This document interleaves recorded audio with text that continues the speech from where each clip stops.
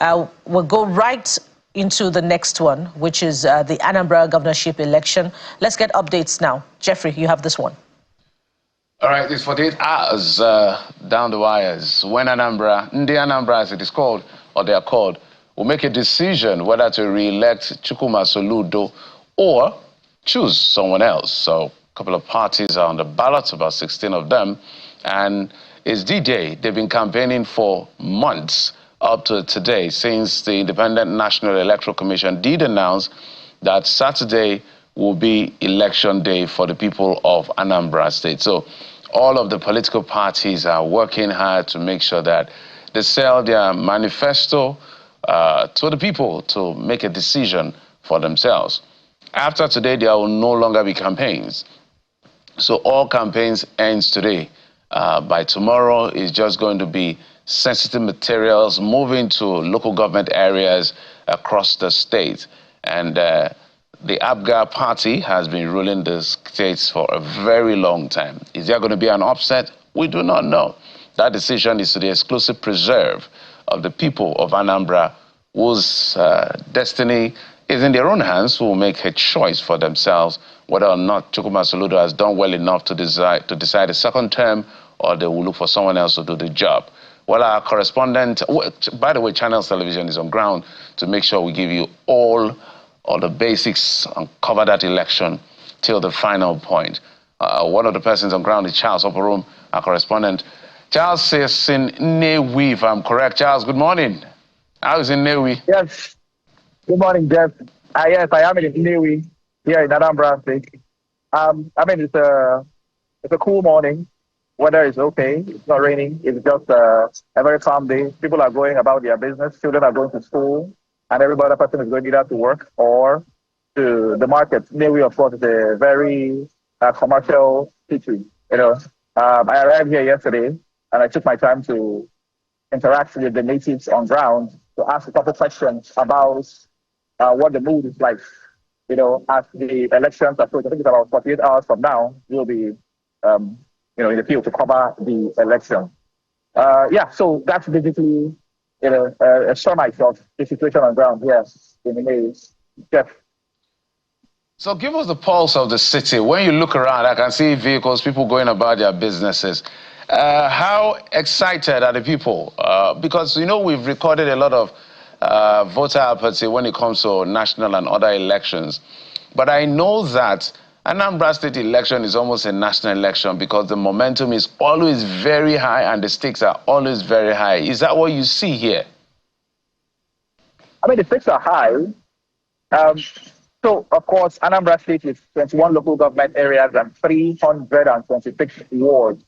At the last check, there are 2,802,000 registered voters in this state. And INEC says 54% of the PVCs, approximately 54% have been collected, which is approximately 1.8 million that have been collected. Now, as a breakdown, where I am has a registered number of voters, let's say 166,400, which accounts for approximately 6% or 5.94% of the total registered voters for this election. Now, when you talk about the states, of course, everybody is upbeat about the election. There are different feelings from different quarters. Nnewi was a stronghold of the late Senator Ifeanyi Ubah. If you recall, he won the election to his Senate seats here on the platform of the YPP, pulling about 74,000 votes to beat the nearest competitor, Chris Azubogo, who was in the House of Reps, and I think about 54,000 votes. So the feeling here is, well, one of upbeat, sort of optimism. People are looking forward to the elections to go out, of course, and cast their votes, more or less.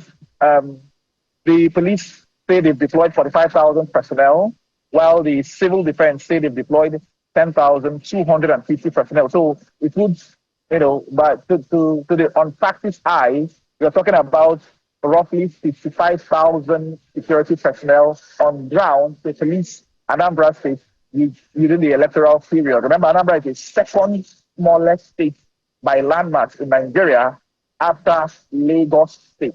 So from what we hear from the security operatives, security is guaranteed. And then, of course, the logistics involved in moving the materials. It's interesting to note, Jeff, the time now is, this is almost 8:20, maybe 8:15 or thereabouts. The resident electoral commissioner here and her staff are going to be visiting the Central Bank of Nigeria by 10 a.m. today to retrieve sensitive materials from the CBN votes, and they are going to be accompanied by party agents and other stakeholders to witness that. It's going to be happening in the next an hour and a half or thereabouts. It's happening by 10 a.m. And that brings to bear the logistics involved in moving these materials from Oka to other parts of the state.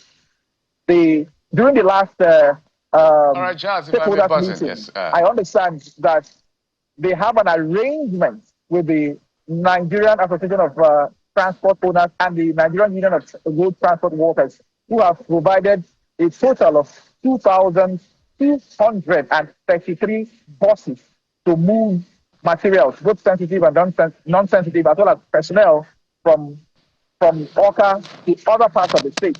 And then what about the riverine community? Because Anambra, of course, has riverine communities. Well, the Maritime Union have provided 83 boats. So INEC says they are ready for this particular election. Yes. Fantastic. We believe you guys will do a fantastic job. We'll be here to give all the support as far as the elections are concerned. But thank you so much for giving us all of the updates from Nnewi in Anambra State. And 48 hours to D-Day, we're all watching and seeing how it will play out and see how things will turn out. Charles Oporum is our correspondent who is on ground already in Anambra State, joining other colleagues of ours who are already there. Thank you. Bukola.